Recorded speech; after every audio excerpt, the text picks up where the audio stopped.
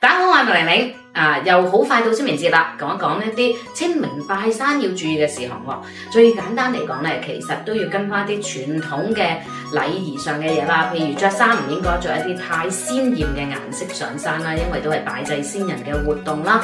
咁一般嚟講，一啲素色啲嘅係比較適合啲嘅。上到山之後咧，唔好喧鬧啦，唔好影相啦，唔好評論其他一啲墳墓嘅相啦。咁呢個係一個基本嘅禮貌啦。咁同埋嚟講咧，就盡量咧喺日落之前咧，我哋就應該離開呢個墳地嘅。咁樣嘅話就容易有一啲嘅所謂嘅陰氣，唔係每一個人嘅能量都係咁強嘅。小朋友其實3歲樓下，我自己覺得就唔一定要上山嘅話，就可以即係唔上就算啦。因為有啲小朋友咧係好容易所謂招陰嘅。咁如果去過呢類嘅地方，你會瞓得冇咁好啊咁樣，咁你自己要評估翻呢樣嘢啦。